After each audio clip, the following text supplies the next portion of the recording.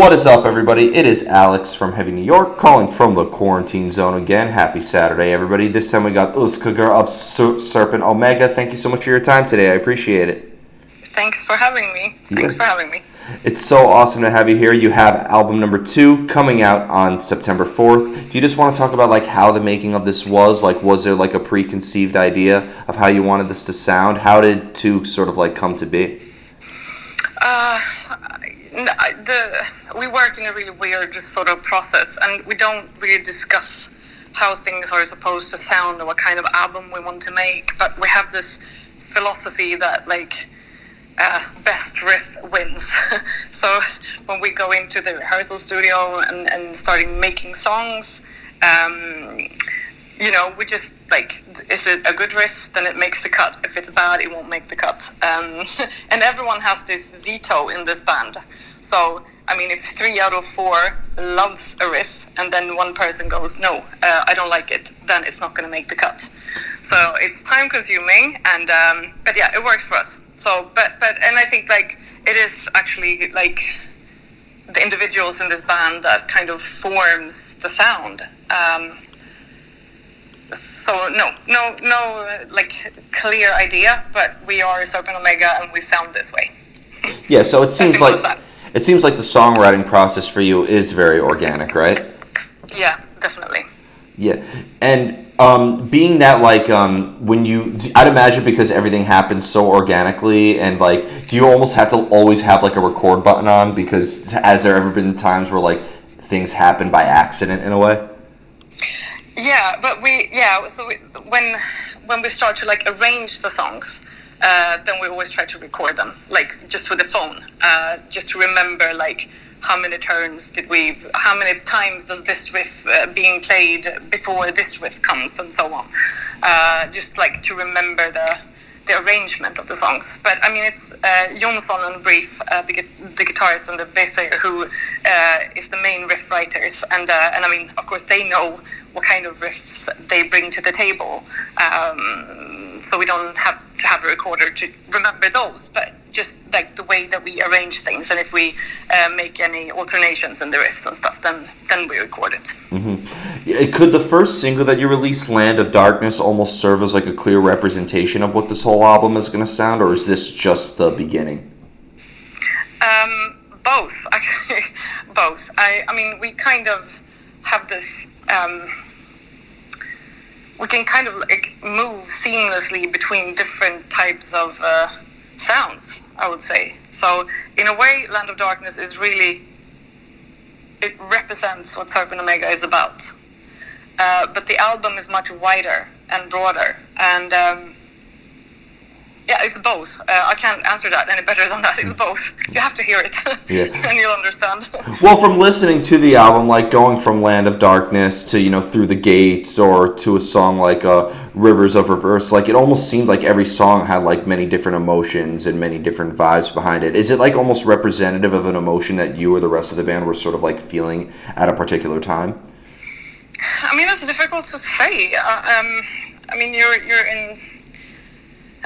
You're inspired by so many things. It could be an emotion, but it could be something that happens in the world, or you've read a book, or you've seen a movie, or you listen to another album, or so I guess every person in this band kind of channels different things, and then you come to the rehearsal room to complete the song, and then whatever you're carrying at that moment is being released into the writing process, and ends up in the songs. Mm-hmm.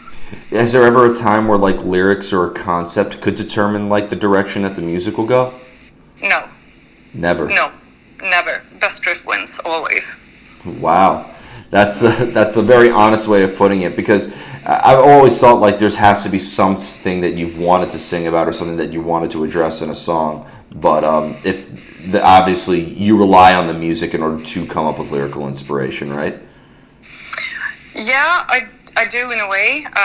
We all write lyrics as well. I'm not the sole text writer in this band, but I think that we have this sort of idea that what we're writing about and what we want to say. However, we don't like to talk about what it means to us, because I think that all of us is pretty much set on the idea that art should be or music should be something that you, as a listener, should interpret yourself. And I really believe that our listeners are fully capable of making their own image of our music and what we're about, which is kind of the interesting thing about music and arts, that it's like the last outpost of free will and your own emotions, and away from being right or wrong in this world. So I'd like to protect that, and I don't like talking about what the lyrics are about, for example. Could somebody else's perception of the music or somebody else's interpretation of it maybe change on how you look at your own art in a way? It could, definitely. I mean, that could be like an extra layer of it. However, we know what it means to us, but then it could be like really interesting and amazing to hear someone else's interpretation of it. Being like, in order to get like inspired to write anything, right? Like, does inspiration, obviously, you know, being relying on the best riffs and the best, but like, how do you know that the riff is perfect? Does it have to hit you in a certain way? Is there a technical, theoretical element that you have to follow? How do you know that like the riff is the right riff? I can only speak for myself, but for me, it's like a gut feeling. Like, you just know. You just know, you know, if something is good or not. I think it's really intuitive that you kind of feel it. And if it feels a certain way, then it makes cut. That's how I work, anyway. And then maybe the other guys like have another way of describing it. But for me, it's really like, you know, if it makes me want to like fucking scream my hearts out, then it's a good riff. Then it's a go for me. As you're hearing the riff more and more, though, because, you know, sometimes you have to take multiple takes, you have to, you know, you're rehearsing the material a lot, you're playing it live a lot. Do you sometimes, does that gut feeling sometimes, like, go away the more you hear it? Yeah, like, you know, in the recording process, of course, you get fed up of the songs, but then playing it live is a completely different experience. And I would really say that like Serpent Omega really is a live band. If you want to get like the full experience of Serpent Omega, you should check us out live for sure. However, we're releasing this album in a pandemic situation where like no one can play, or at least you can only play like small club gigs and stuff. So in that sense, it was not kind of clever releasing the album at the moment. But having said that, at the same time, that there's a lot of things gonna happen like next year if the pandemic settles down a bit. So in a way, like a small band like us could actually have a bigger I don't know, I'm looking for the word now, draw. Yeah, but more people could probably. I mean, people are staying at home listening to music at this moment. Yeah. That's what people do. So maybe we can reach more people by releasing the album now. Yeah, absolutely. Absolutely. And I've noticed that a lot more albums, because, you know, like, if an album's coming out this year, the odds are a lot of bands were probably working on the material back, like, in 2019 or maybe even longer. And, like, the music has, like, a lot more context coming out now than if it would have came out earlier or later. Yeah, I totally agree. I totally agree. Yep, and I think it's going to play a role for a lot of people. Like, people are going to ask, what were you listening to during this very uncertain time? And this music serves as a soundtrack to a very tumultuous period. Yeah, absolutely. I completely agree. Yeah. Now, one thing that really attracted me to Serpent Omega actually was your use of imagery. Like your live aesthetic is one thing. Like, you know, you mentioned you're a live band. Is there maybe at all though a similar energy that you put into your live presence as you do when you're songwriting, or is playing live and songwriting almost two completely separate arts altogether? No, I'd say it's the same thing. It's the same type of energy that goes into everything. And I mean, regardless if it's an album cover or if it's a lyric or a riff or whatever, I mean, they're all like small pieces of a bigger puzzle, but it's the same type of energy that goes into everything. Mm-hmm. going by the alias of Urskogr, like, is this almost like a character that you portray on stage and in the album? Do you feel like you are portraying somebody else, or is this just an extension of who you personally are? That's a difficult question, but I think it's an extension, actually. But then again, like, me privately, I'm not that outgoing, or I'm a bit like withdrawn, and I'm not like the person that enters a room, hello, look at me, here I am, let me talk to everybody. I'm not like that. And on stage I never do any like in between the songs talk or anything. I'm always quiet between the songs because I want like the Urskogr person to not be human, basically. I want people to be able to come into this room where everything can be like a ritual and something magical and something that happens in this room and it stays in this room, and that usually works really well for me. And I think it works for the crowd too, since like we often get reactions that people are just, they can do whatever the fuck they want. Like if they want to stand there screaming their guts out, they can do that. Yeah. We've had people like rolling around on the floor screaming out of pure energy, which is pretty amazing to watch. Yeah. All reactions and all interpretations are welcome. Yeah. Yeah. And like, did the imagery and like, these ideas of who you portray on stage, did this come like, did you start Serpent Omega with this mentality, or did this kind of come over the years as you were writing more and playing more?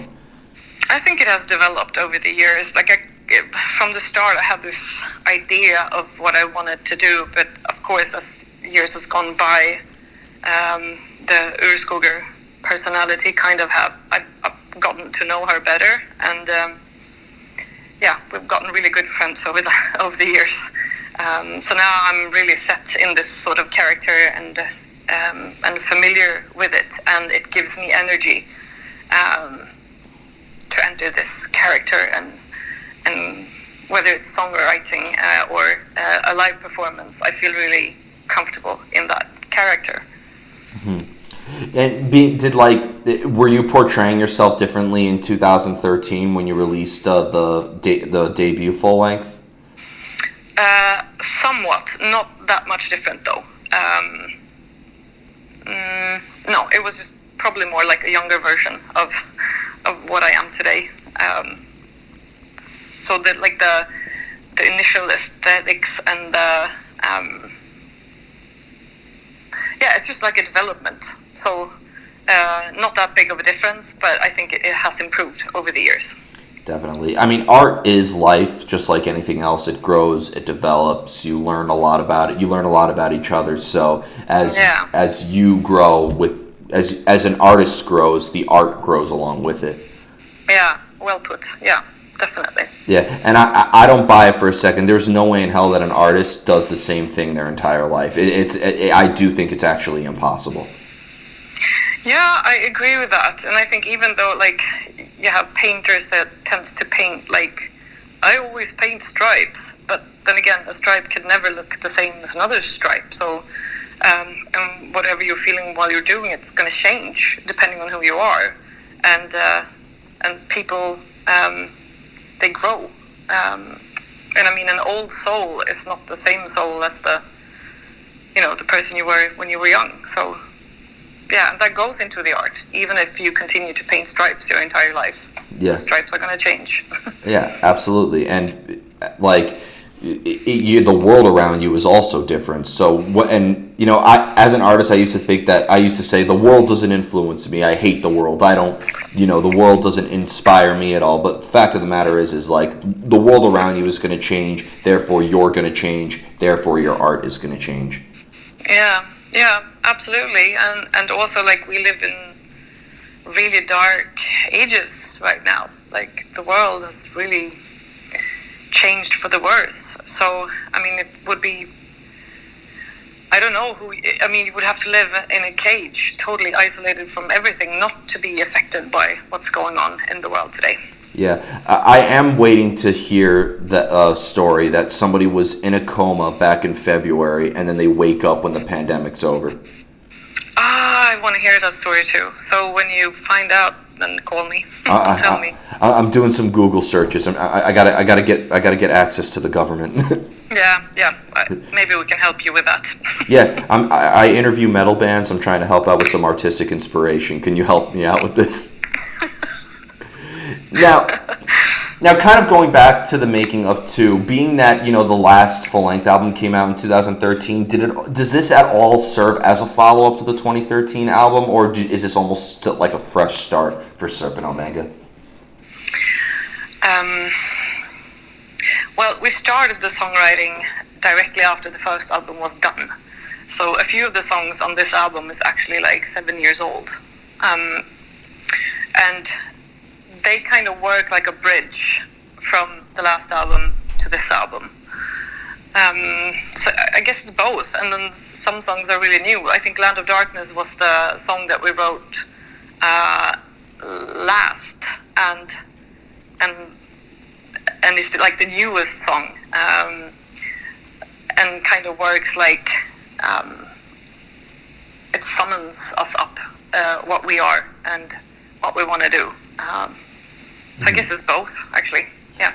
Just being that these songs were being worked on for a long span of time, is what we're going to hear on this album how they were originally written, or did these songs change a lot over a span of time? Well, they haven't changed all too much, but this album was actually recorded and done 2 years ago, or was it 2.5 years ago? And then we decided to change drummers. So, and with that change, we decided to record the entire album once more. So, and that kind of like with Peter's way of playing, he just, the fact that he's such an awesome drummer improved the songs a lot. And also like the second recording actually gave us time to think things through a little bit more. We were happy with the first recording, but the second time we recorded the entire album, we also realized that we are not going to be completely DIY like on the first album, that we're going to actually ask people to mix and master the album to kind of enhance it even more. And that turned out to be a really, really good decision, because this version of the album too is heaps better than the first version. Yeah, I do gotta say, actually, upon first listening to this album, those drums were so crisp and so like hard hitting. Yeah. And not to discredit you or the other members, but like I almost really like sometimes want to hear just the drum tracks themselves, because I've never heard drums. Drums and percussion doesn't have melody, but like I feel like there was a lot of emotion conveyed in the percussion aspect of this as well. Yeah, that's great. I'm gonna tell him you said that, because he's gonna be really chuffed about that. And I completely agree.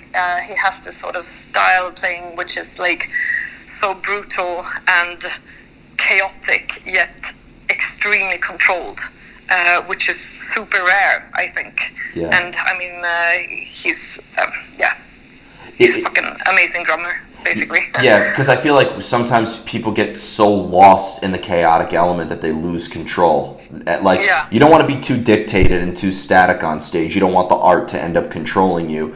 But like I feel like getting lost and getting too chaotic, you lose discipline and you lose structure, and then the art just kind of gets lost in the static. Yeah, it does. And like this kind of music, you need to have this sort of drumming in order to actually kind of lure people into this ritualistic darkness and energy. So he does that in such a exquisite way, I would say. Yeah. So the album is a lot better now, I'd say, and even though it took 2 more years, and just like starting over, the album was done after a long time. We had the finished album, and then to take this decision to re-record everything, that was a tough one to make. And the process, you're fed up with the songs, you have to rethink things, and so on and so on. So it was a bit frustrating, but we are all really, really excited that we stood our ground, and we are perfectionists, all of us. So I think that, like the entire band is really happy that we did this. Yeah, and having the ritualistic live presence, that brings me into my final question. Like, I would love to see a tour with you, Hailung, and Sun. I feel like you are like the three most ritualistic bands that would just totally change like an atmosphere. I love Sun. It's one of my favorite bands. I've seen them heaps of times. I saw them one time at a very small club, but their fog machines could fill up a stadium. And yeah. I'm not even kidding. I couldn't even see the bartender to order a drink. It was an amazing show, and I was so immersed into it. But and I went to the venue the next day, and there was still fog. You couldn't see 10 feet in front of you. It was actually pretty funny at the end. It's an amazing live band, and it's so loud that like you feel it in your entire body. And we aim for that sort of same physical experience of the music, so not only visual and the audio, but it has to be physical. Like you should feel it in your body as well. Did you ever see Hailung? No, I haven't. Okay. I know the band. I don't know them, but I know of the band though. No, but yeah. So if you hook us up, we're gonna come. Awesome. And but that led me into my final question, because being that you have such a ritualistic aspect in your live show, do you almost feel like not only are you practicing the songs, but do you almost like have to like practice a choreography in a way? No, we never do that. No, I think that we are really whatever happens. That kind of mentality, and like there's not. How do I explain this? It all comes so natural that we just go on stage and this happens. It's not something that we discuss, saying we're gonna have this sort of ritualistic appearance. That happens when we come together and we perform these songs live. So we don't ever have to think about it. It's very natural, and all we have to do is enter the stage, basically. Awesome. It seems like everything is natural for you guys. The songwriting, the stage presence, it's all very raw and very organic, and nothing is forced. Yeah, I'd say so. But of course, like a lot of bands, like we discuss, I mean, since we have this veto thing going on, of course we argue a lot, and we're all perfectionists, and we are extremely different as individuals. So, I mean, every decision making is a really long process, but then all the rest is just supernatural and organic, just like you're saying. Yeah, but that's art. I mean, art is like a relationship. You learn a lot about each other. You have disagreements. You have agreements. You have epiphanies with each other. I mean, that's just the beautiful thing of art. Even the most ugly side of art is still very beautiful. I've always said that. Yeah, I agree. So before we go, I want to thank you so much for your time today. I really enjoyed this discussion. Just obviously thanks to a certain virus that shall not be named. Obviously, shows aren't happening at the moment. But when this is all over, I'd imagine we'll be seeing Serpent Omega on the road. Is there a chance you'll be coming to the States soon? I definitely hope so. Awesome. Well, thank you so much, everybody. We are here with Serpent Omega. Be sure to pick up 2 coming out September 4th. This is Alex from Heavy New York. We will see you next time.